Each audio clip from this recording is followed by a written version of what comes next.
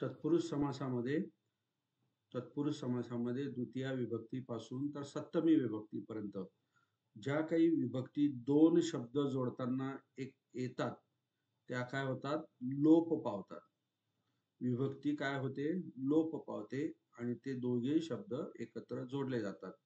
त्यालाच आपण तत्पुरुष समास म्हणतो. तिसरा जो आहे बहुव्रीही, तर यामध्ये दोन शब्द एकत्र येतात परंतु तो नाम या अर्थाने तिसरा व्यक्तीच्या संदर्भामध्ये अर्थ प्रदर्शित होतो. त्याला आपण बहुव्रीही असं म्हणतो. चौथा जो आहे कम्मधारय. कम्मधारयामध्ये पहिला जो मी तुम्हाला विषय जो सांगितला की त्या व्यक्तीने, त्या वस्तूने कोणत्या क्वालिटीज किंवा कोणते गुणधर्म धारण केले आहे. क्वालिटीज आणि गुणधर्म याचाच अर्थ विशेषण. क्वालिटीज आणि गुणधर्म हे आपण कोणत्या शब्दाने प्रदर्शित करतो, तर ते विशेषणाच्या स्वरूपामध्ये आपण प्रदर्शित करत असतो किंवा लिहित असतो. तर ते बघणं आधी महत्वाचं आहे. जर समजा नसेल तर मग तो शब्द नाम आणि नाम असा जोडलेला आहे का, किंवा विशेषण आणि नाम असा जोडलेला आहे का, किंवा नाम आणि विशेषण असे दोन्ही शब्द ते जोडलेले आहेत का, किंवा ॲडव्हर्ब म्हणजे क्रिया विशेषण किंवा ॲडजेक्टिव्ह म्हणजेच विशेषण, क्रिया विशेषण किंवा क्रिया विशेषण अधिक विशेषण असा तो जोडला आहे का, हे तपासून बघायचं आणि त्यानंतर मग ठरवायचं की हा जो समास जो आहे हा कम्मधारय समास आहे. कम्मधारय समासामध्ये थोडंसं आपल्याला मेहनत जास्त घ्यावी लागते. त्यानंतर द्विगु समास जो आहे, द्विगु समासामध्ये काय, आपल्याला दोन शब्दामधील पूर्वपद जे आहे ते काय असते, संख्या असते. त्रिशरण, पंचशील वगैरे वगैरे, अठ्ठांगिक, मग्गो वगैरे हे सगळे काय आहे, द्विगु समास आहेत.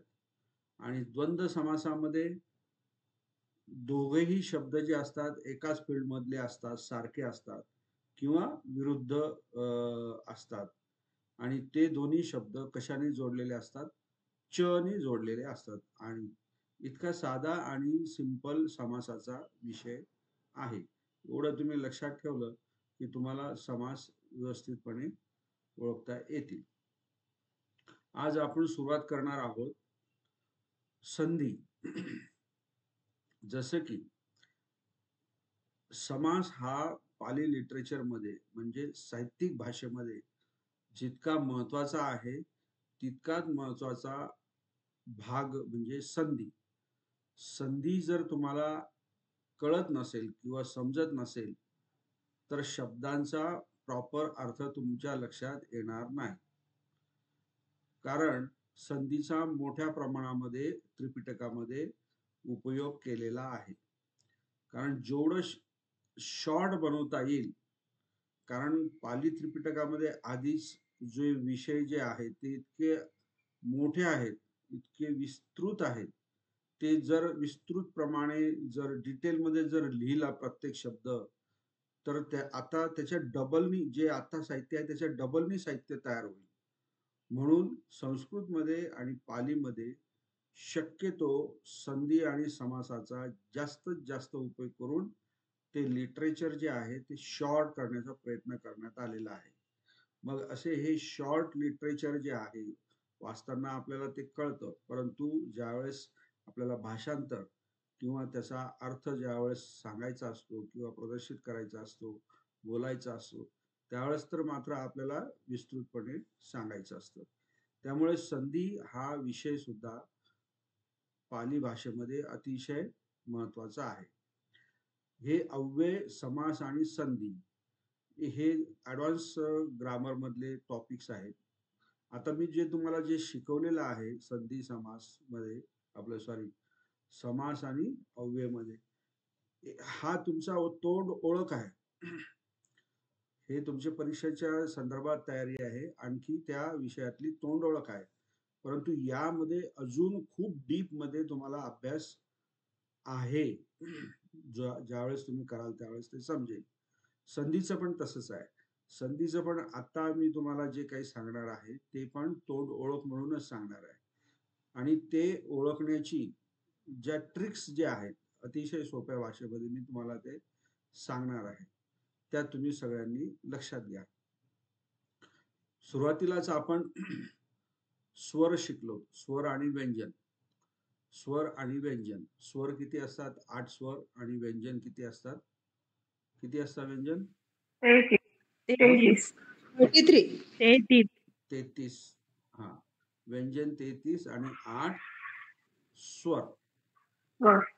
तर ही संधी हे जे प्रकरण जे आहे हे सर्व स्वर आणि व्यंजनावरती आधारित आहे.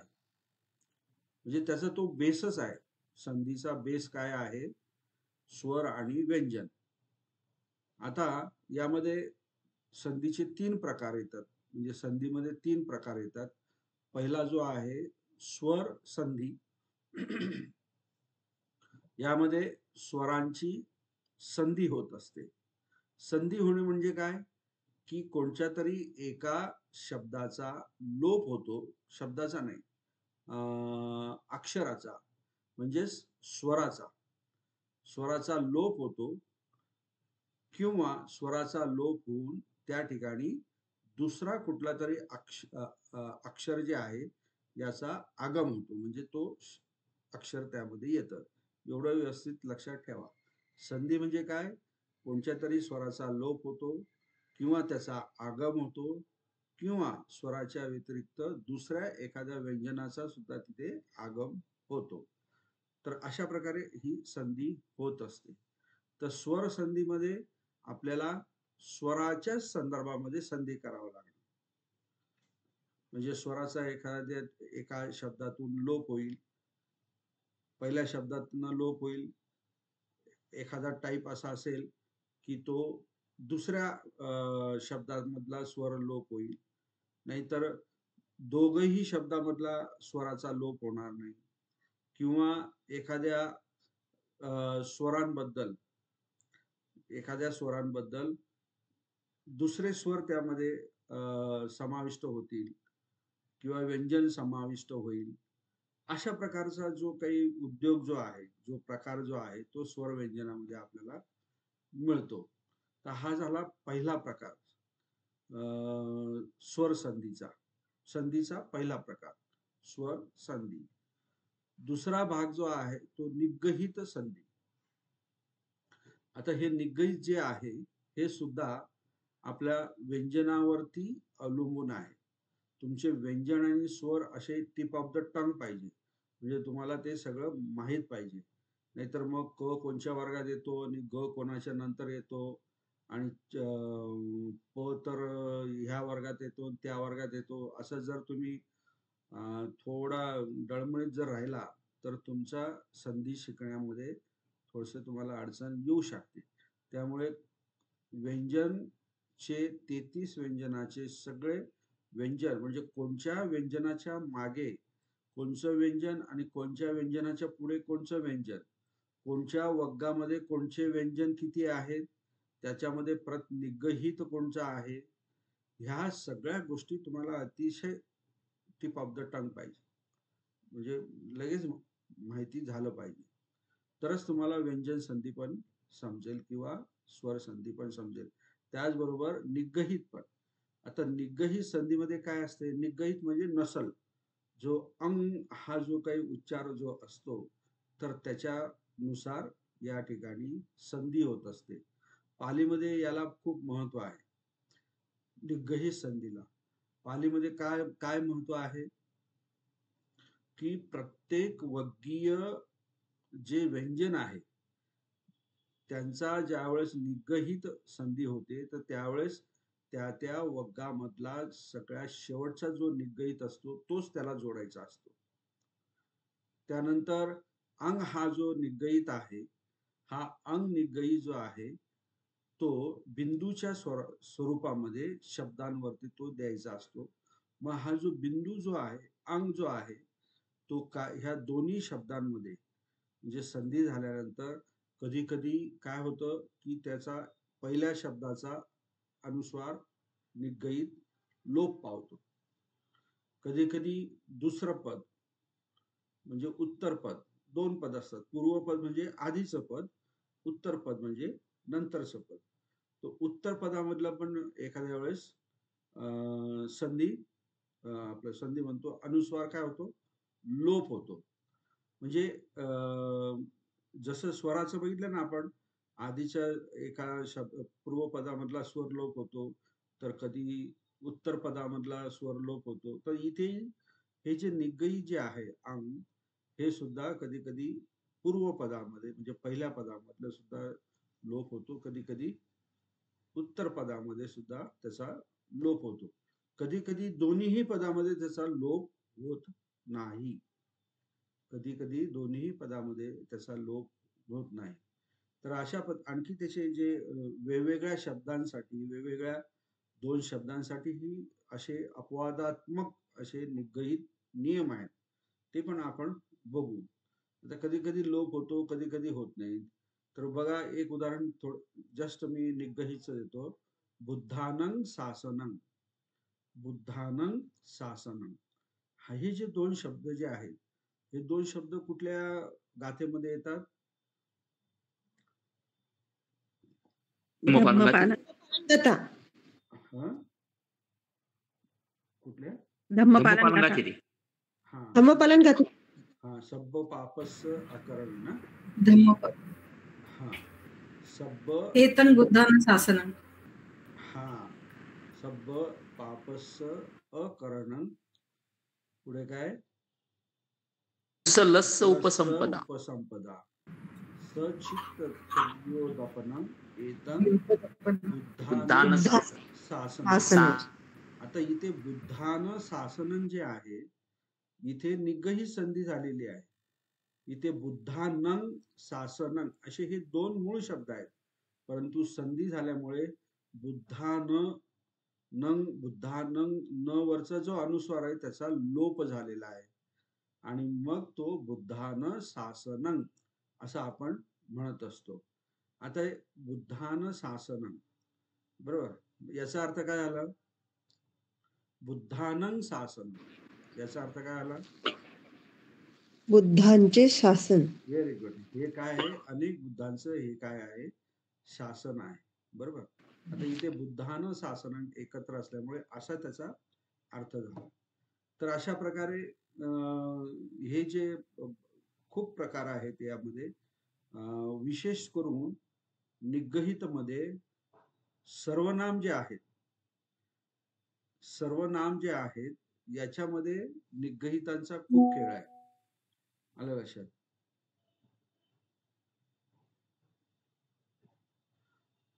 याच्यामध्ये हा, सर्वनाम जे आहेत ना, त्यांचा सुद्धा संधीमध्ये खूप मोठ्या प्रमाणे वापर केला जातो. म्हणजे त चा वापर असतो, नंतर य चा वापर असतो, नंतर क चा वापर असतो. या तीन सर्वनाम जे आहेत ना, याचा पण खूप संधीमध्ये वापर केला जातो. म्हणजे किंची वगैरे वगैरे, तर किम अधिक ची, ते अहं म्हणजे त्या अहं वगैरे वगैरे, ते आपण बघूया. आपण हे तुम्हाला मी संधी हा जो काही चॅप्टर जो आहे त्याच्याबद्दल थोडक्यात तुम्हाला तोंड ओळख देतो आहे की काय आहे त्यामध्ये. ओके, तर यामध्ये मी तुम्हाला स्वर संधी सांगितली, निगहित संधी सांगितली. आता यानंतर तिसरा जो भाग आहे तो आहे व्यंजन संधी. तो व्यंजन संधी जी आहे याचाच अर्थ काय की शब्दाच्या शेवटी जर व्यंजन असेल आणि सुरुवातीला व्यंजन असेल तर त्यांचा वर्गीय व्यंजना अनुसार, वर्गीय व्यंजन म्हणजे काय, क वर्ग, नंतर काय ट वर्ग, च वर्ग वगैरे जे काही जे आहेत ना, प वर्ग वगैरे, त्या वर्गीय व्यंजनाच्या अक्षरांनुसार कशा प्रकारे त्याची संधी केली जाते ते व्यंजन संधीमध्ये येतं. मग त्यामध्ये त वर्ग, च वर्ग, कोणाला य जोडला तर त्याचा काय होतो, किंवा व जो आहे तो पाली भाषेमध्ये त्याचं द्वित्व होत नाही किंवा त्याला लिहित नाही, मग त्याच्याऐवजी ब लिहिला जातो, म्हणजे पर्वत, त्या ठिकाणी पब्बत, अशा बऱ्याचशा गोष्टी आहेत.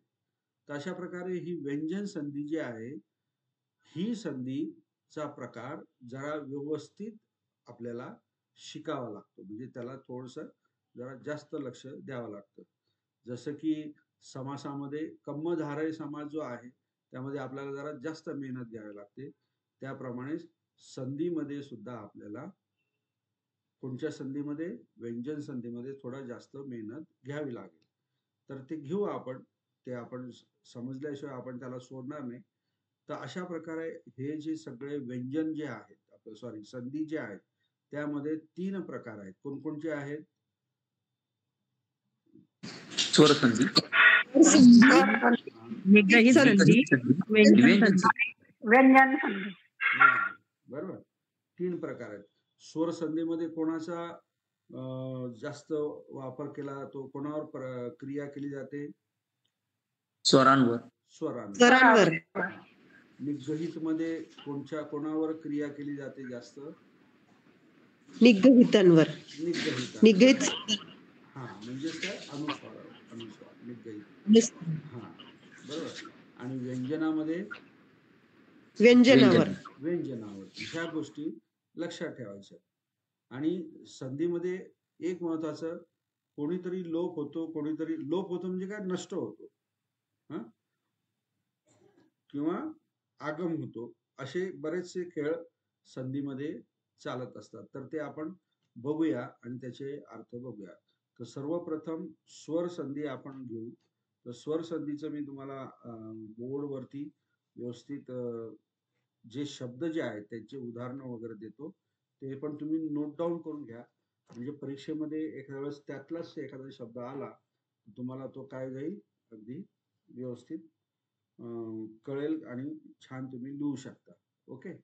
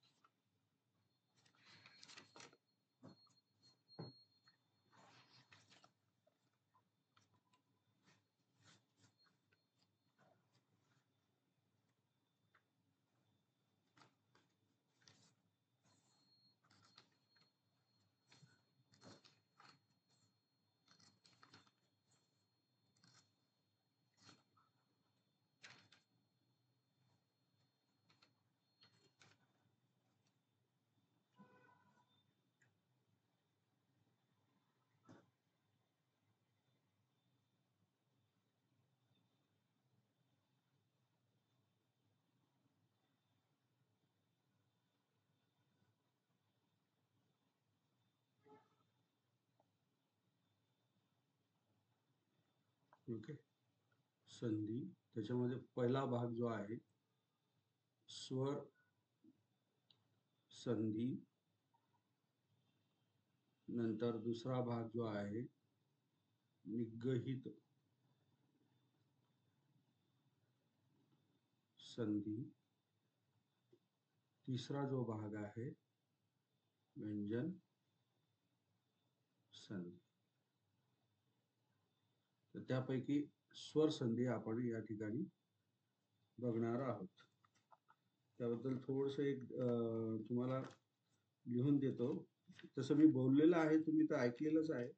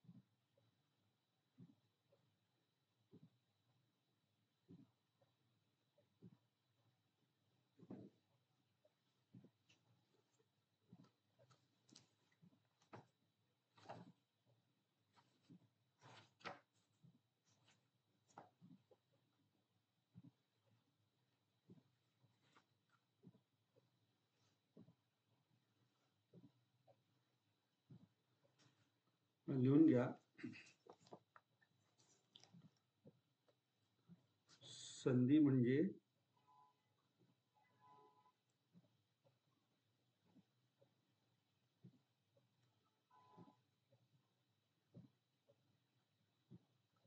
संधी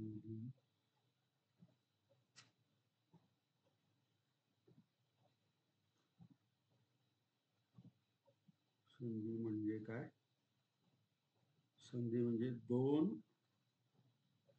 अक्षरांचे संयोजन की जे एक दुसऱ्याच्या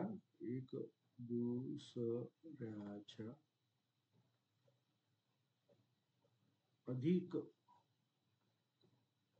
निकट संपर्कात येत असतात. ओके.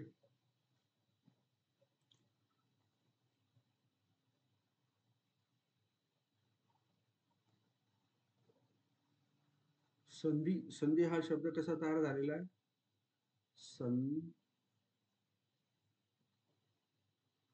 सन अधिक 10 आलं लक्षात. आता 10 म्हणजे काय? 10 म्हणजे ठेवणे असा अर्थ आहे नुसता 10चा. धर म्हणजे काय? धारण करणे. संग च्या बरोबर 10 आता जोडला. आता संचा हा जो निगयित जो आहे अंग, आता 10 कुठल्या वर्गीय याच्यामध्ये आहे? 10 व्यंजन कुठल्या वर्गीय याच्यामध्ये? त वर्गीय. त, थ, द, ध, न. बरोबर. हम्म. म्हणून हो. याला हा जो निगयित आहे, हा स जर काढला तर ह्या अंगचा का होईल? निगयित 10 कुठल्या वर्गात आहे? त वर्गातला निगयित काय आहे? न.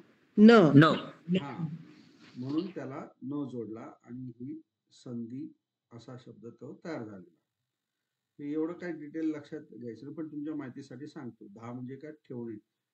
समाधान आपण म्हणतो ना, आधान, टिकवून ठेवणे, टिकवून ठेवणे असं पण होतं. धान, आधान म्हणजे टिकवून ठेवणे. ह्या 10चा खूप वेगवेगळ्या याच्यामध्ये, या धातूचा वेगवेगळ्या याच्यामध्ये शब्द तयार करण्यामध्ये उपयोग केला जातो. ओके. तर स्वर संधीमध्ये सगळ्यात पहिला जो नियम जो आहे,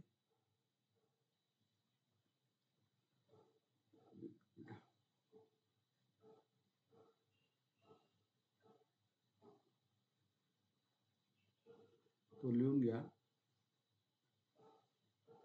जेव्हा दोन स्वर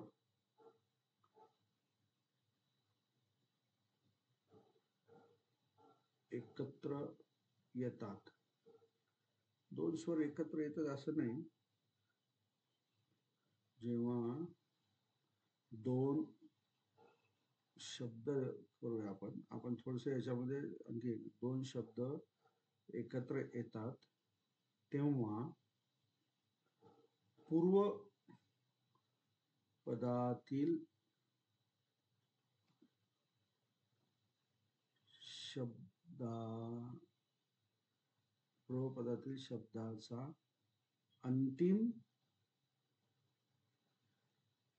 अंतिम स्वराचा लोप होतो.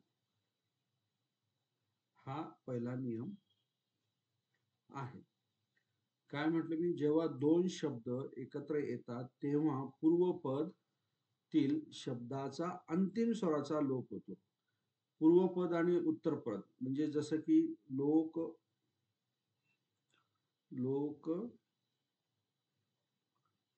अग्ग. लोक हे काय आहे? पूर्वपद आहे. अग्ग काय आहे? उत्तरपद आहे. तर हे जे दोन शब्द ज्यावेळेस एकत्र येतात तेव्हा पूर्वपदातील शब्द कोणता आहे? लोक. तर ह्या लोक मधील अंतिम स्वर कोणता आहे? हा जो क जो आहे, हा कसा बनलेला आहे? हा लो अधिक अर्धा क अधिक अ, बरोबर, आणि हा अग्ग. ओके. तर हा जो क जो आहे त्याचा विग्रह केला म्हणजे त्या क मधनं अ स्वर मी बाहेर काढला तर तो हा क अर्धा राहिला. तर हा अंतिम स्वर जो आहे अ, याचा काय होतो? लोप होतो. बरोबर. याचा काय होतो? लोप होतो. जर हा याचा लोप झाल्यानंतर काय होईल? लो अधिक ग. अ आणि अधिक अ अ. ग. याचं पण मी सेपरेट करून टाकले. बरोबर. तर या ठिकाणी हा अर्धा क आणि अ याचा काय होईल? संधी झाल्यावर कच होणार आहे परत, नाही का? अर्धा क अधिक अ. हा अ मात्र कुठला आहे? अग्ग मधला आहे. हा लो जो आहे तो परत जसा त्याच्या ठिकाणी लिहिला आणि हे यांच्या दोघांचा संधी झाली क अधिक अ, तो झाला क, म्हणजे हे दोघं कॅन्सल झाले. उरलं काय? ग. तर लोक अधिक अग्ग यांची संधी होऊन कोणता शब्द तयार झाला? लोक लोकग्ग हा. आता लोक म्हणजे काय? संसार. अग्ग म्हणजे काय? अग्रेसर, महत्वाचा, प्रमुख, मुख्य, नाही का? असा अर्थ होतो. म्हणून आता लोक अधिक अग्ग. आता लोकग्गचा अर्थ काय झाला मग? संसारात संसारात अग्र असणारी हा, संसारामध्ये अग्र म्हणजे संसार प्रमुख असं म्हणून म्हटलं तरी चालेल, किंवा लोक प्रमुख म्हटलं तरी चालेल. तर असे हे प्रकार असतात याच्यामध्ये. ह्या नियमानुसार हा तुम्हाला एक शब्द मी दिला. दुसरा जर उदाहरण द्यायचं झालं तर पन्या इंद्रिय.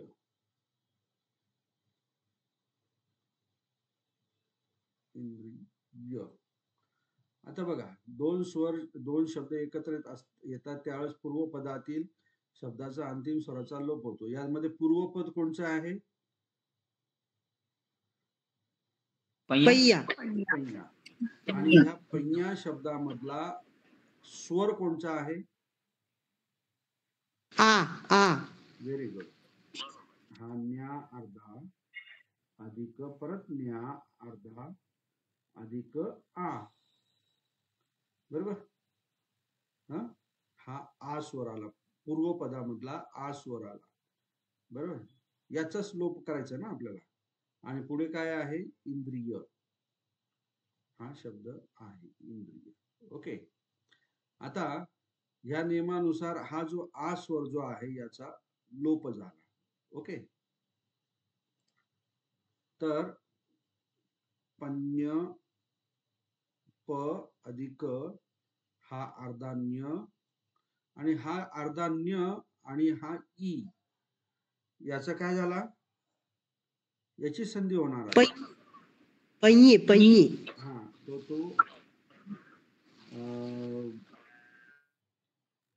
त्याची वेलांटी येणार, म्हणजे हा अर्धान्य आणि हा नि असं येणार त्याच. आणि पुढे काय आहे? द्रिय. जो द्रिय आहे तो जसा आहे तसा लिहिलं. म्हणजेच काय झाला? पय्येंद्रिय. हा, पण हा अर्धा आणि हा अर्धा, ही त्याची विलांटी द्रिय. आता हा शब्द ज्यावेळेस तुम्हाला वाचण्यामध्ये येईल त्यावेळेस तुम्हाला कळलं पाहिजे की हा जो शब्द जो आहे हे काय आहे? संधी आहे. कोणत्या नियमानुसार? पहिल्या शब्दातील अंतिम स्वराचा इथे काय झालेला आहे? लोप लोप. झाला. ओके. नंतर आणखी तुम्हाला दुसरे उदाहरण, दोन चार मी उदाहरण देतो तुम्हाला. सर, पंचेंद्रिय म्हणजे प्रज्ञेंद्रियद्वारे का? नाही, प्रज्ञा इंद्रिय. प्रज्ञेंद्रिय. हा, म्हणजे प्रज्ञाचं इंद्रिय असा. द्वारे कशा? इथे कुठे आपल्या विभक्ती आहे? हा, प्रज्ञा इंद्रिय म्हणजे काय? प्रज्ञांचे इंद्रिय, प्रज्ञाचं इंद्रिय. आलं लक्षात? आपले ओके. भगवान बुद्धांनी 5 बल आणि 5 इंद्रिय सांगितलेले आहेत की नाही? माहिती आहे ना?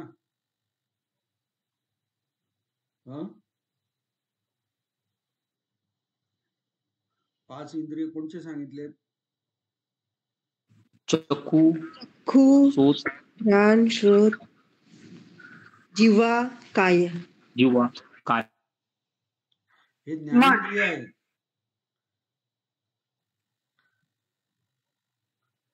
तुम्हाला बल आणि इंद्रिय हे दोघंही सारखे. 5 बल, श्रद्धा, नंतर काय? वीर्य.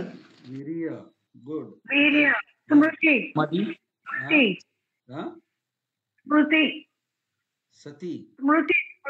सती. हा, अजून? श्रद्धा, वीर्य, समाधी आणि प्रज्ञा. हे बघा, हे प्रज्ञा हे एक इंद्रिय आहे. इंद्रिय म्हणजे काय, असा एक अवयव असतो की तो त्याच्याच फक्त कलेने, त्याला दुसऱ्याची गरज भासत नाही. तो त्याच्याच, तो it is not dependent on another अवयव, म्हणजे दुसऱ्या याच्यावरती तो अवलंबून नसतो. तर प्रज्ञा ही एक इंद्रिय आहे, म्हणून प्रज्ञा इंद्रिय. तसंच ते बल पण आहे. प्रज्ञेचं बल ज्याच्यामध्ये कमी असतं ना, प्रज्ञा ज्याच्यामध्ये कमी असतं ना, तो लवकर अंधश्रद्धेला बळी पडतो. हे लक्षात घ्या. आता हे सगळं कॅल्क्युलेशन जे आहे ते तुम्हाला सांगेल मी जर एखाद दिवशी. नंतर तुम्हाला दुसरं उदाहरण आणखी,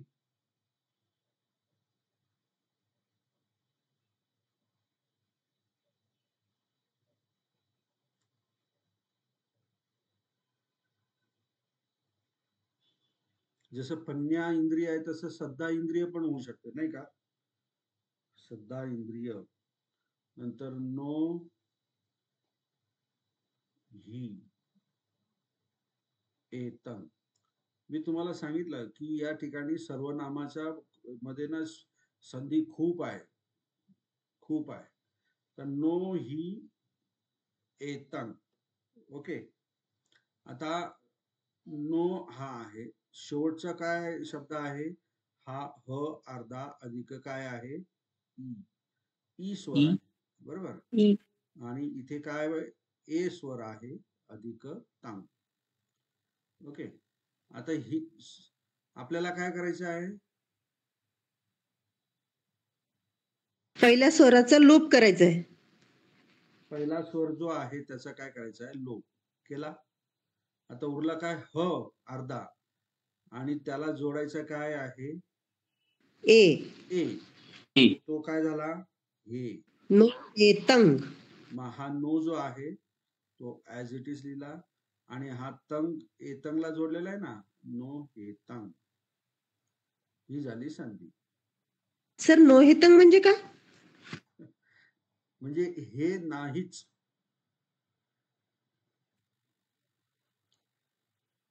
आलं लक्षात. हा जो ही जो आहे ना, हा एन्क्लिटिक एम्फॅटिक पार्टिकल आहे. ही म्हणजे आपण म्हणतो ना, च चा वापर करतो ना आपण, नाहीच, करणारच नाही, बघणारच नाही. च चा हा जोर देण्यासाठी हा हीचा वापर केला जातो. आलं लक्षात. आणि एतंग म्हणजे काय, हे. आणि नो म्हणजे हा इथे निगेटिव्ह आलेला आहे, नो हे तंग. आता हे तुम्हाला समजलं पाहिजे की ही इथे संधी आहे. मग नो हे तंग म्हणजे काय, की हे नाहीच. हा शब्द कुठल्या तरी गाथेमध्ये आहे, नो ही हे तंग, मला आठवत नाही असं. ओके. नो हे एतंग. ठीक आहे, आठवलं तर सांगेल मी तुम्हाला. आलं लक्षात. नंतर भिक्खुनी, भिक्खुनी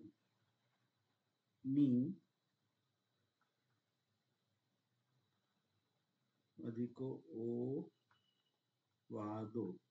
ओ वादो म्हणजे काय, ऍड्रेस. ऍड्रेस. तर आता इथे पूर्वपद कोणचं आहे, भिक्खुनी. हा, त्याच्यामधला स्वर काय आहे, ई. ई. ई मुठी. हा, त्याचा लोप केला म्हणजे तो न काय राहिला, अर्धाच राहिला, बरोबर. आता याचा पहिला अक्षर काय आहे, ओ. या न ला ओ जोडला तर काय तयार होईल, भिक्कुनो वादो. Very good. हा न ला अर्धा ओ जोडला म्हणजे नो झाला, आणि हा भिक्कू, भिक्कू जसा जसा लिहिला, आणि हा ओ पण गेला ना इथे, आपण याला जोडला तो इला, त्यामुळे वादो, भिक्कुनो वादो. आता हा शब्द जर समजा वाक्यामध्ये आला तर तुम्हाला काय वाटेल, भिक्कुनो वादो हा म्हणजे भिक्खूचा वाद. किंवा बोलणं वगैरे. परंतु त्याचा व्याकरणामध्ये गेला तर ऍक्च्युली तो काय भिक्खुनीचा ऍड्रेस किंवा उपदेश असा असा त्याचा अर्थ आहे. तर हे संधी समजून घेणं फार महत्वाचं आहे की ही संधी कुठली आहे ही ओळखता आली पाहिजे आणि त्यानुसार त्याचा अर्थ लावता आला पाहिजे. सर हम्म. म्हणजे आंबेडकरवाद म्हणजे बाबासाहेब आंबेडकरांचा उपदेश असा येईल का तो अर्थ मग? नाही नाही नाही नाही, तो वाद जो आहे तो मराठी मधला वाद आपण म्हणतो. तो वाद आंबेडकरवाद अच्छा म्हणजे अच्छा एक बरं. विचार प्रवाह विचारधारा म्हणून तो आपण हे हो. करतो. बरोबर. आता ओके ही ओके सर. विचारधारा कोणी तुम्ही जे म्हणता ते पण बरोबर आहे. परंतु ही विचारधारा कोणी दिली तर बाबासाहेब आंबेडकरांनी दिली. ओके. म्हणजे त्यांच्याद्वारे शिकवला गेलेला हा वाद जो आहे विचारधारा आहे तत्वज्ञान जे आहे उपदेश जे आहे प्रबोधन जे आहे असे म्हणू शकतो आपण. तसंच हा पण भिक्खुनी वादो तो पण त्याच अर्थाने म्हणू शकतो आपण. काय हरकत नाही म्हणाल काय हरकत नाही. पण हा ओवादो आहे शब्द आलं लक्षात. पालीमध्ये ओके सर. हो. हा ओवादो आहे आणि हा वाद शब्द हा सेपरेट आपण मराठीमध्ये वापरतो.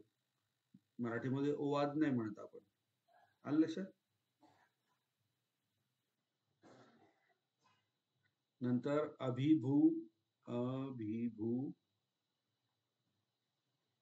अधिक आयतन काय होईल सांगा याच्यामध्ये.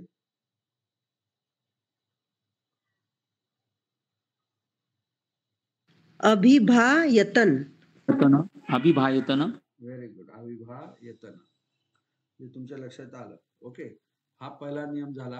आता दुसरा नियम काय आहे लिहून घ्या. पहिल्या याच्यामध्ये काय केलेलं होतं आपण लिहिलेलं होतं नियम. दोन शब्द एकत्र येतात तेव्हा पूर्वपदातील. तर हे पूर्वपदाच्या ठिकाणी काय लिहायचं फक्त तुम्हाला उत्तर पदातील.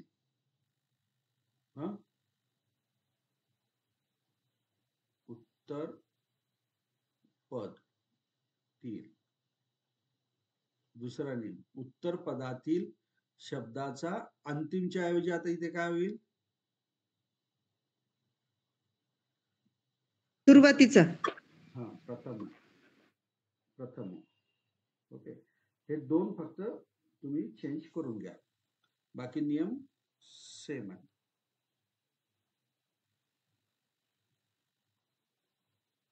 ओके. सर पुन्हा एकदा सांगा, नाही कळलं ते.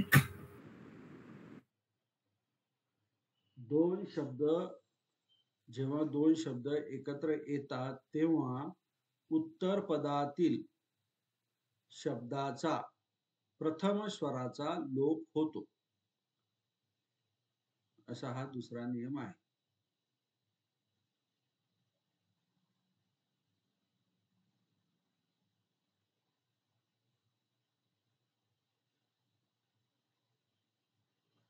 झालं लिहून.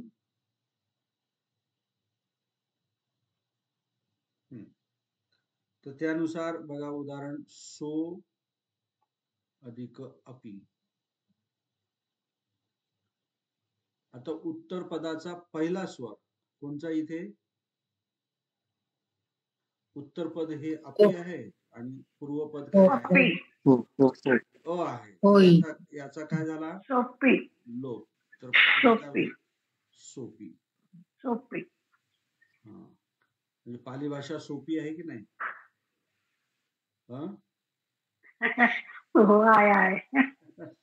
सो अपी म्हणजेच काय तो सुद्धा. सो म्हणजे काय तो. अपी म्हणजे सुद्धा टू. सोपी. नंतर सा अधिक एव. इथे दुसऱ्या पदातला स्वर काय आहे ए आहे. त्याचा काय झाला लोप झाला. तर काय झाला साव.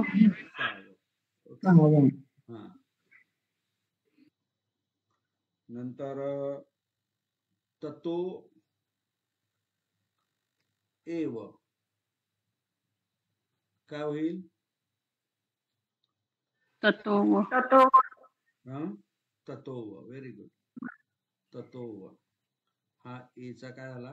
लोप झाला. नंतर चत्तारो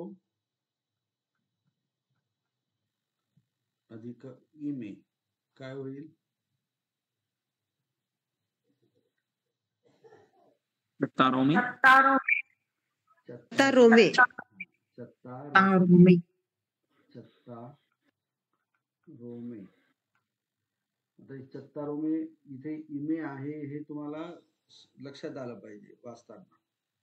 चत्तारो म्हणजे हे 4.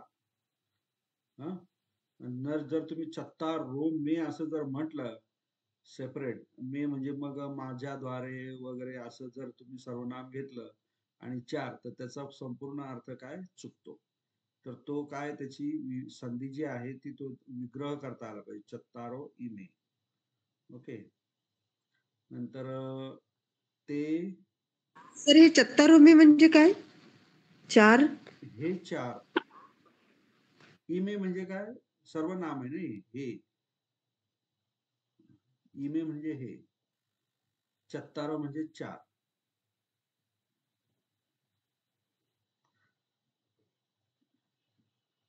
चत्तारो में धम्मा किंवा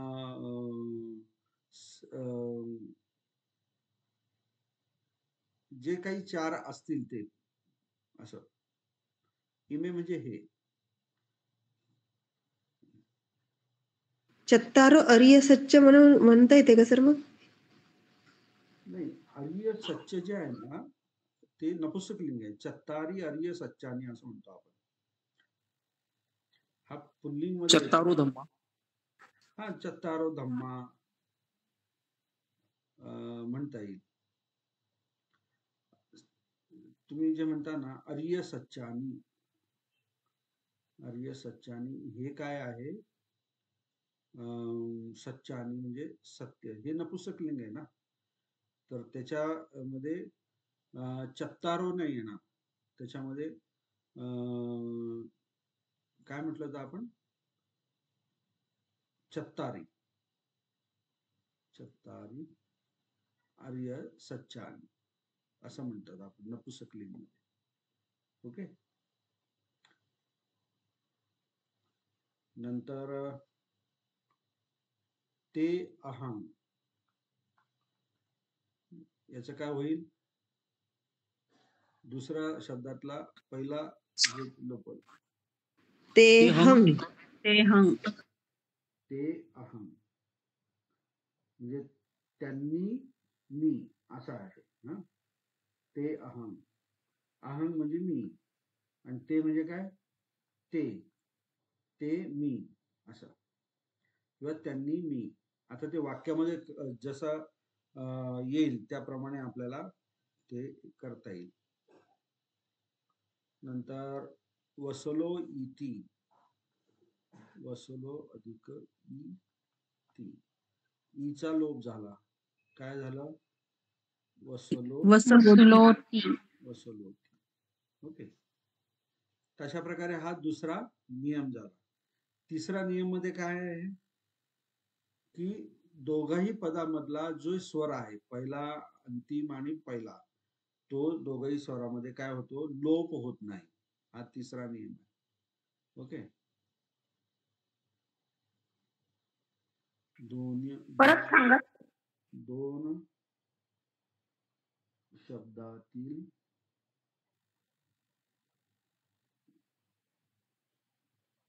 स्वरांचा लोप होत नाही. आधी बघितलं आपण पूर्वपदातला होतो पहिला नियम. दुसरा नियम आपण बघितला उत्तर पदातला होतो. आता हा तिसरा जो आहे हा काय की दोन्ही शब्दातला जो हे आहे, काय म्हणतात त्याला, स्वर जो आहे तो लोप होत नाही. तर इथे फक्त एकच उदाहरण दिलंय, लता अधिक इव. तर काय म्हटलेलं आहे? लता इव. म्हणजे याचा आचा पण नाही लोप झाला आणि इवचा ईचा पण नाही लोप झाला, जसा आहे तसाच दिलेला आहे. परंतु त्याला ऑप्शनने लताव म्हणतात किंवा लतेव म्हणतात, लतेव असंही म्हणतात. ओके.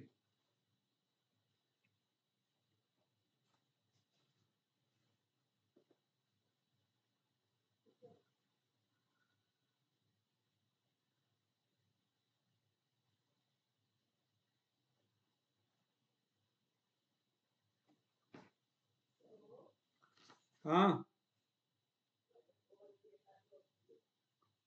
हो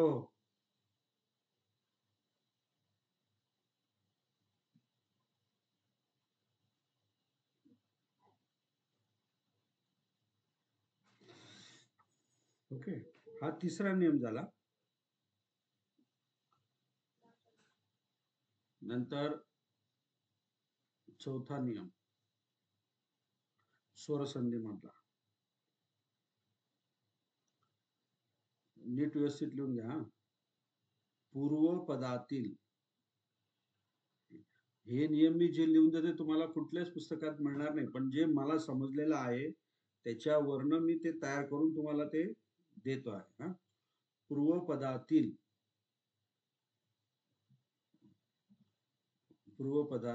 लोप झालेल्या स्वरानंतर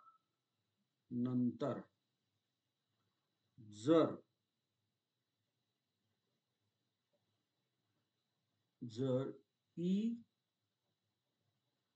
किंवा उ स्वर येत असेल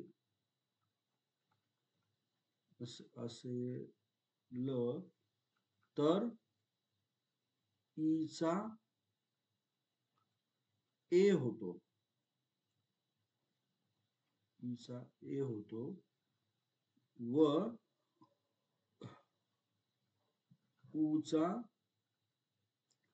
ओ होतो.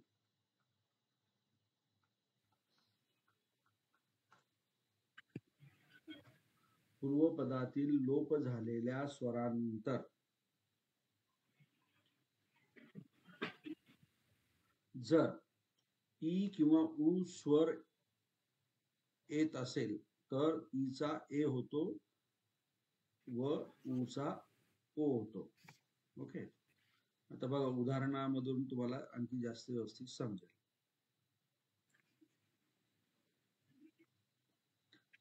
तस्स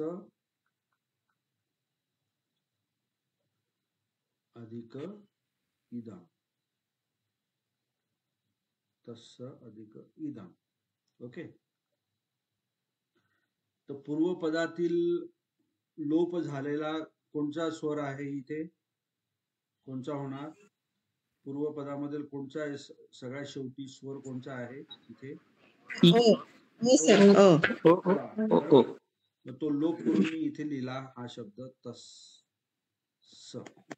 हा अर्धा तस्से दम. अचा इथे काय केला मी? लोप केला, नाही का? आता लोप केल्यानंतर त्याच्या पुढे कुठला स्वर आहे? ई स्वर आहे, बरोबर. मग आपल्या नियमानुसार झालेल्या स्वरानंतर, लोप झालेल्या स्वरानंतर जर ई असला ए येतो, ए. तर ए येणार, बरोबर. तर ह्या ईच्या ऐवजी आपल्याला काय करायचं इथे? ए ए घ्यायचं, ए. हा, आणि पुढे हा काय आहे? दंग, जसा आहे तसं. ओके. मग आता अर्धा स आणि ए काय होईल? तस्से आणि दंग. तस्से दंग, बरोबर. आलं नियम बरोबर आला लक्षात? आणखी एक उदाहरण घेऊ. म्हणजे काय? तस्स इदम म्हणजे त्याचे हे, इद म्हणजे हे नपुंसक लिंग मधला आहे, इदम, इमंग वगैरे. आपलं तस्स म्हणजे काय, त्याचे किंवा त्याच्याकरिता, हे असा त्याचा अर्थ होतो. आता हे तत्सम तुम्ही जर डिक्शनरी मध्ये बघायला मिळालं तर तुम्हाला कुठेच मिळणार नाही, परंतु हे संधी जर तुम्हाला माहित असेल तर तुम्ही त्याच्यावरून त्याचा अर्थ काढू शकता. ओके. नंतर दुसरं एक उदाहरण देतो तुम्हाला. वाम अधिक उरु. उरु. हा, काय होईल सांगा बरं याचं. वाम हे पूर्वपद आहे. उरु हे वाम वामेरू. वाम हा? वामोरू वाम वाम वारू वामोरू वाम सर मोरू वामोरू वामोरू आता मचा अ काढून टाकला तो म्हणजे अर्थ झाला नाही का आपला. वा म. इथे दुसऱ्या पदामध्ये का कोणता शब्द आहे, पहिला स्वर काय आहे, उ आहे. उ उ म्हणजे काय होतो, ओ ओ म्हणजे हा ओ इथे लिहिला. वामोरू हा, वामोरू. मग आता या दोघांची काय झाली, संधी झाली. म चा ओ म्हणजे वा म अर्धा आणि ओ, वा मो रू. वामोरू म्हणजे काय, अतिशय सुंदर. स्त्रीला म्हटलं जाते वामोरू म्हणजे. आणखी उदाहरण देऊ का, समजलं तुम्हाला हे? तर 2-3 शब्द सांगा ना असे, म्हणजे कळेल लवकर लवकर पटपट. पटपट पटपट कळेल तर मग फारच चांगली गोष्ट आहे. घ्या तिसरा उदाहरण देतो. अति अधिक इव काय होईल? अतेव अतेव. हा, अतेव. कारण तचा ईचं काय झालं, केलं आपण लोप केला, त्याच्या पुढे ई आलेला आहे. ईचा काय झाला, ए होतो नाही का. ए होईल. हा, म्हणजे काय होईल, अ ते व. अति इव म्हणजेच काय, खूप असल्यासारखा, खूप असल्यासारखा, अतेव. असं. नंतर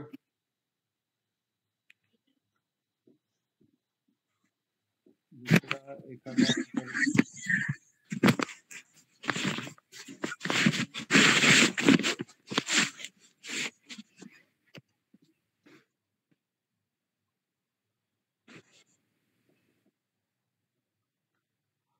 सूर्य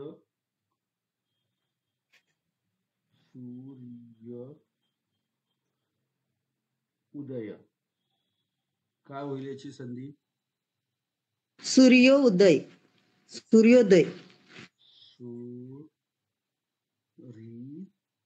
हा उचा काय होईल, ओ होईल आणि तो याला जोडला जाईल म्हणजे यचा यो होईल आणि दय, सूर्योदय. ओके. हा, आणखी उदाहरण घेऊ एक, इकडे लिहितो हा वरती इथे. उप येतो, उप येतो काय होईल,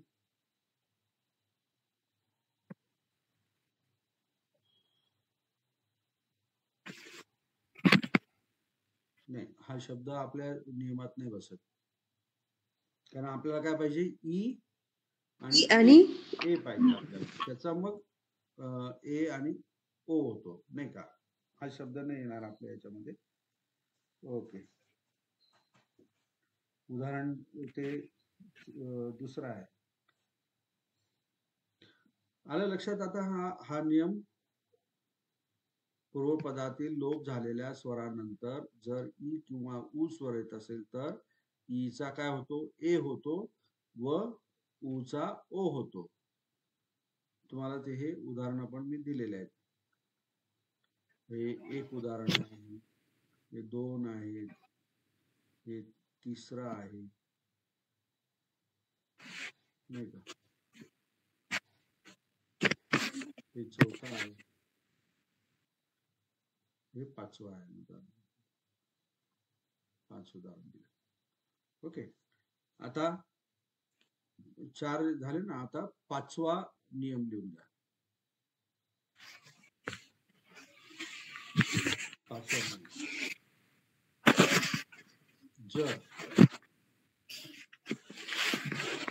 जर ई किंवा उ स्वराच्या नंतर एखादा स्वर येत असेल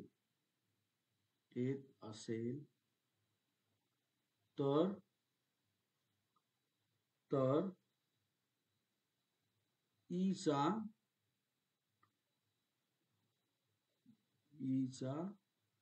य होतो आणि ऊचा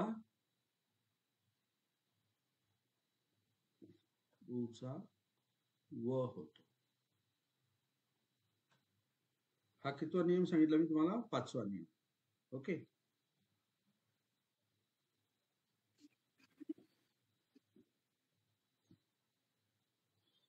याचे उदाहरण बघा.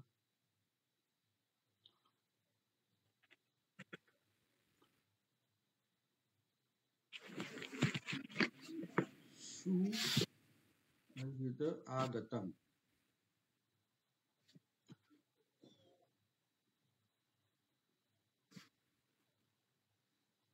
काय होईल याची संधी? सुआगतम.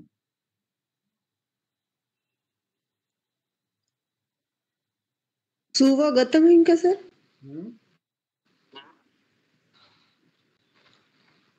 सुआगतम.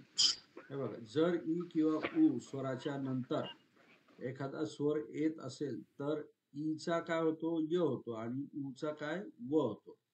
आता या ठिकाणी बघा, पहिला पद काय आहे? सु आहे, बरोबर. स्वागतम. हा, स्वागतम, करेक्ट. आता सु मधला उ जो आहे, हा उ, बरोबर. नंतर हा आ आहे दुसऱ्या पदातला आणि नंतर काय? गतम. तर आपला विषय काय आहे? हा जो उ जो आहे त्याचा काय होतो? काय होतो? हा मी व होतो. अर्धा स्व अधिक व आणि हा आ आणि हा पुढचा गतम. ओके, आता अर्धा स्व आणि अर्धा व काय झालं आपलं? सॉरी, अर्धा स्व आणि स्व अधिक हा आ गतम. आता परत स्व अधिक आ यांची संधी काय झाली? स्वा, बरोबर. स्व अधिक आ यांची संधी काय झाली? स्वा. स्वला आ जोडला तो स्वा झाला आणि हा पुढीचा गतम हा जसा आहे तसा. म्हणजेच काय झालं? स्वागतम. स्वागतम हा काय झालं? ही संधीचा शब्द आहे. सुआगतम. लक्षात. आपण नेहमी काय बोलतो? आपण स्वागत करतो ना, आपण नाही का? म्हणतो की नाही आपण स्वागत मराठीमध्ये? तर त्याचा अर्थ काय आहे? सुआगतम. म्हणजे तुम्ही छान आलेले आहात असं आपण त्या व्यक्तीला म्हणत असतो. आलं लक्षात? ऍक्च्युली उत्तम प्रकारे तुमचं येणं आहे असं आपण त्यांना बोलत असतो. त्यामुळे त्यांचं काय होतं? आदर होतो, मान सन्मान दिला जातो ह्या शब्दाने, नाही का?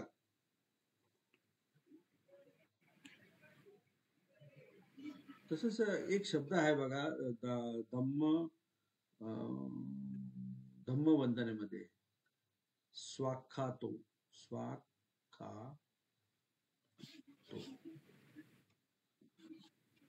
याचा अर्थ काय होतो? सुआख्यात. हा सुआख्यात. हा याचा अर्थ होतो सु अधिक अख्खा तो.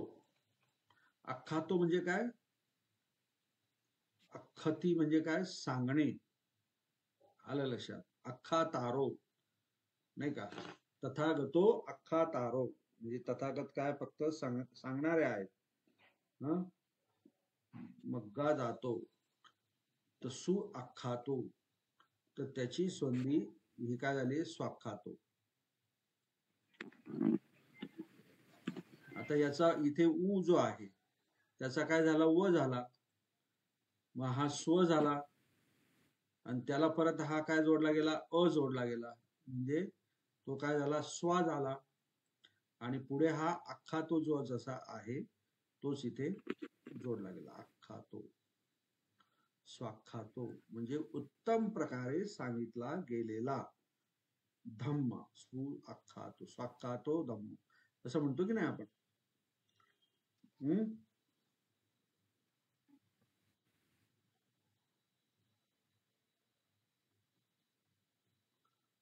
नंतर दुसरं उदाहरण, पुढचं उदाहरण देऊ आणखी. बहु आभादो,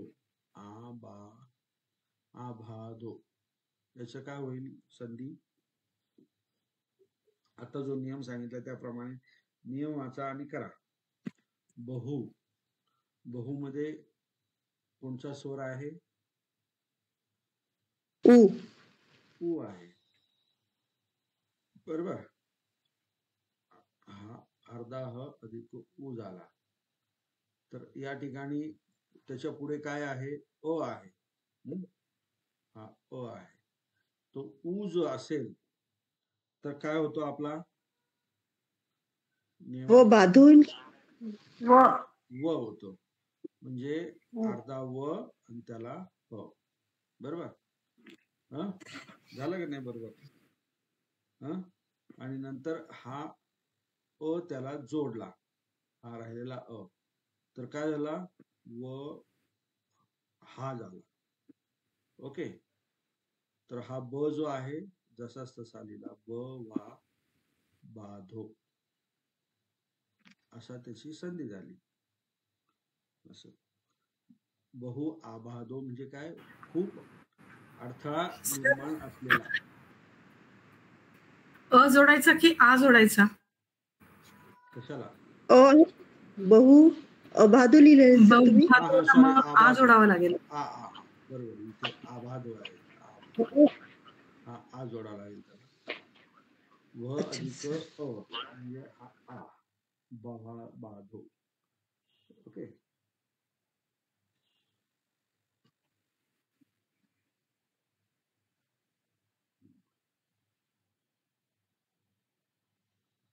आलं लक्षात? आता 6वा नियम.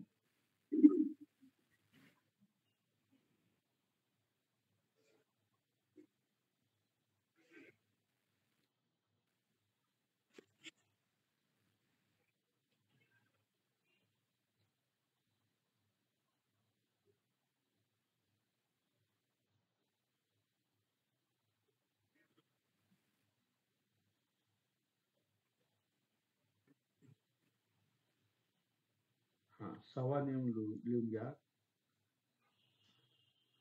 ए किंवा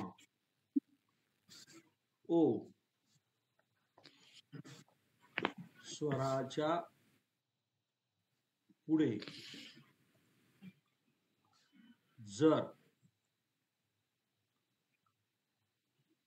दुसरा स्वर असेल तर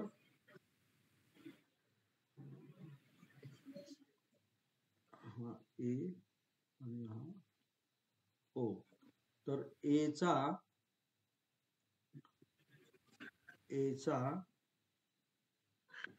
य होतो आणि ओचा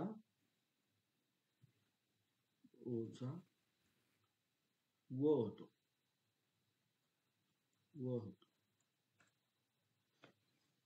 हा 6वा नियम. उदाहरणार्थ मे अधिक अयंग.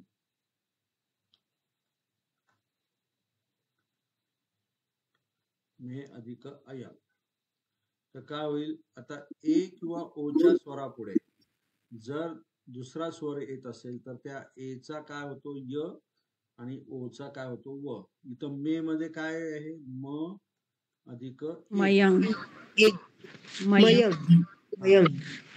आणि इथे काय आहे अया आहे नाही का अयंग. तर मग हा एचा इथे काय झाला य झाला. य अर्धा म अधिक य आणि परत अधिक हा. काय आहे यंग य आहे. तर यंग. म अर्धा म आणि य तो काय झाला म्य झाला. परत परत यंग. बरोबर. तर परत म्य अधिक य काय होईल म्या मयंग आणि यंग. हा यंग म्हणजेच काय झालं म्या यंग. म्हणजे म्या यंगचा विग्रह जर करायचा असेल तर तो काय होईल मे अयंग असं. म्हणजे माझ्याकरता हा किंवा माझा हा असं किंवा माझ्याद्वारे हा. भगवान बुद्धांनी म्हटलेलं आहे बघा म्या अयंग धम्मो अधिगतो गंभीरो वणितो नंतर अतक्क विचारो अतक्क वचरो दूरून बोधो असं म्हटलेलं आहे बघा. तर त्याचा इथं म्या अयंग म्हणजे काय म्यायंग म्हणजे काय माझ्याद्वारे हा गंभीर नंतर सर्वोत्कृष्ट तर्क न करण्यासारखा प्रणित म्हणजे उत्तम दूरून बोध म्हणजे बोध होण्यास खूप कठीण असा धर्म मी काय केलेला आहे अधिगतो प्राप्त केलेला आहे असं तो वाक्याचा अर्थ आहे. म्या अयंग धम्मो अधिगतो. तो कसा आहे मी प्राप्त केलेला धम्म माझ्याद्वारे प्राप्त केलेला धम्म कसा आहे गंभीर वगैरे असं. नंतर सो अहंग काय होईल इथं सो मध्ये काय आहे ओ आहे स्वर. तर ओच काय होईल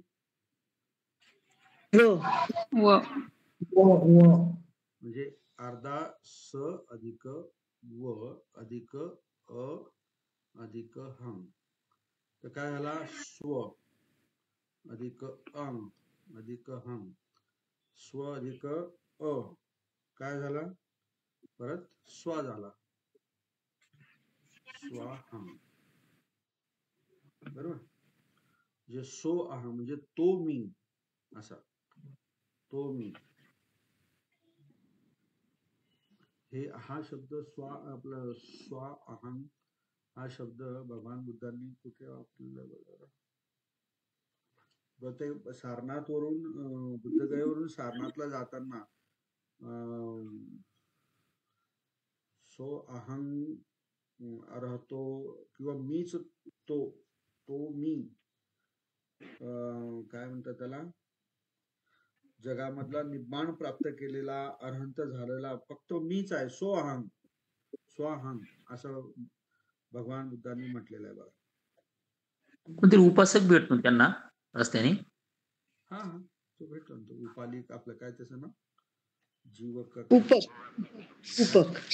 उपक हा उपक.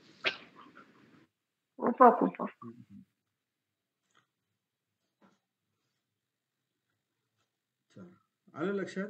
आणखी देऊ एक उदाहरण. ते अधिक अज्ज. इथे ए आहे तो अधिक ए आहे ना अधिक अज्ज. ते अधिक अज्ज एच्या इथे हा हे झालं तर काय करावं लागेल इथं य म्हणजे अर्धा त अधिक य काय झाला त्य, आणि परत इथे अ आहे, त्य अधिक अ चा काय होईल त्या, आणि उरलेला काय आहे परत डबल ज, त्याज, असं त्याचं हे होईल. ओके, त्याज, ते अज्ज म्हणजे ते आज, त्याज. आता सगळ्यात शेवटचा 7 नंबरचा नियम.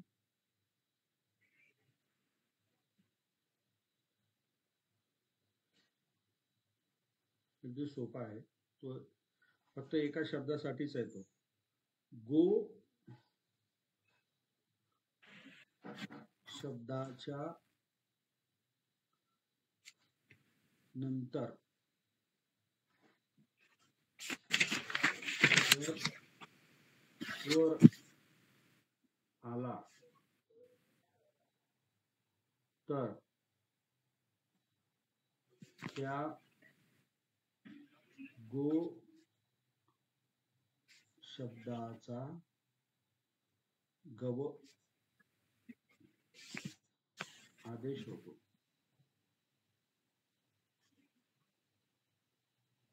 आदेश होतो.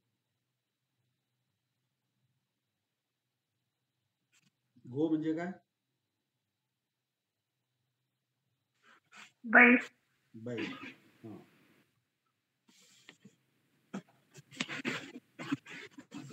तर गो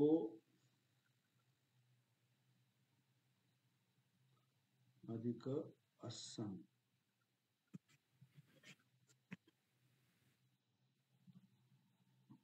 काय होईल याचा? गोचा काय होतो? गव होतो. तर गव अधिक अस्साम, तर काय होईल? वला अ जोडला तर काय होईल? वा होईल ना, म्हणून गवा, गवास्तम. हा गवास्ता. ओके,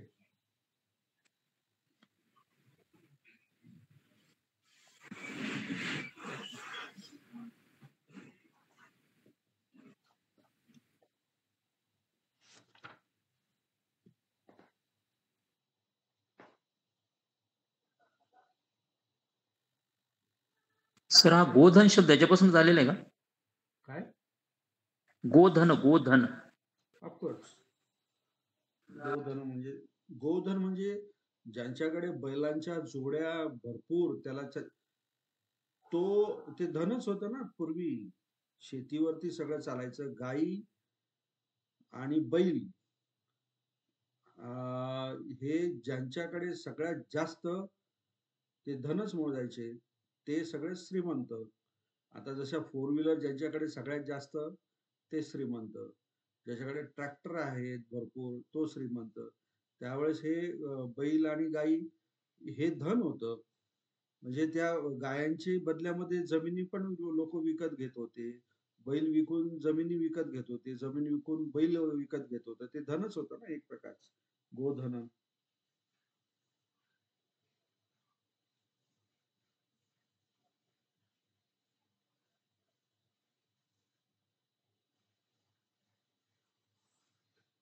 ओके,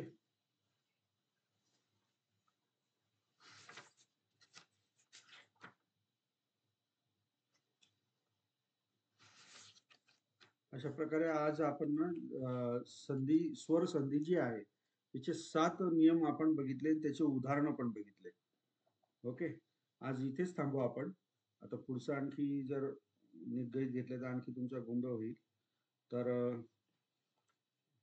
हे जे स्वर संधी आहे ती व्यवस्थित तुम्ही हे करा, काय म्हणतात त्याला, ह्या नियमानुसार जे शब्द येतील ते शब्द विग्रह करायचा आणि ओळखायचं की ही कोणची संधी आहे. यातले उदाहरणं वाटलंस तर आणखी मी तुम्हाला पुढच्या क्लासमध्ये सांगेल, आणखी जे नेहमी आपल्या त्रिपिटकामध्ये येतात ते सांगेल. आणि निग्गही संधी आणि व्यंजन संधी असं आपण घेऊया. ओके, समजलं का संधी? स्वर हो समजून सर हो सर, हो हो. हा हे नियम जे आहे ना त्या नियमानुसार जरा आणि ते उदाहरणं जे दिलेले आहेत तिथे जरा तुम्ही विचार करा की हे कसं आहे. तसं सोपं आहे, नियमानुसारच गेलं तर सगळं काही सोपं आहे. ओके, थांबूया इथे. कोणाला काही अडचण नाही ना? नाही सर. सर व्हिडिओ व्हिडिओ टाका सर ग्रुपला. हो हो, आता टाकतो तिन्ही टाकतो. काल परवा कालचा पण सर मागचे पण व्हिडिओ टाका सर, माझे बरेच क्लास मिस झाले, मागचे पण टाका सर. आता माझ्याकडे जे आहे ना मॅडम ते टाकतो. कारण काही काही वेळेस काय झालंय मध्ये खूप डिस्टर्ब झालं होतं. बघा मी तुम्हाला हे माझं मी बोर्ड पण तुम्हाला दाखवू शकत नव्हतो. हो. ते सगळं काहीतरी डिस्टर्ब झालं होतं, मला ते कळालंच नाही काय. ते शेवटी ते सापडलं. त्यामुळे आता व्यवस्थित चालू आहे आपला क्लास आणि मी तुम्हाला समजून पण सांगता येते मला. तर जे आणि परत रेकॉर्डिंग करताना पण माझ्याकडनं काहीतरी 1-2 वेळा मिस्टेक झाली तर ते रेकॉर्डिंग झालं नाही. तर जे आहे माझ्याकडे ते मी तुम्हाला 101% पाठवून देतो. आणि तसं बघितलं तर मी माझे 49 व्हिडिओ आहेत ग्रामरवरती टोटल 49. पण ते हिंदीमध्ये आहेत. पण तुम्हाला हिंदी पण कळते तर ते मी सर तुम्हाला चालेल सर, तेही हिंदी पण तुम्हाला चालेल सर. पर्याय ते धम्माला का सर? हा तर त्यावेळेस ते तुम्हाला पाठवून देतो. तुम्ही जर ते 1 महिना जर ऐकत बसला ना तर तुम्ही एक्सपर्ट होऊन जाल. इतके सुंदर आणि शांतपणे मी ते शिकवलेले त्यावेळेस. सर पाठवा सर ते व्हिडिओ. हा चालेल पाठवू. ओके, थांबायचं मग इथे. हो सर. जय भीम सर. जय भीम.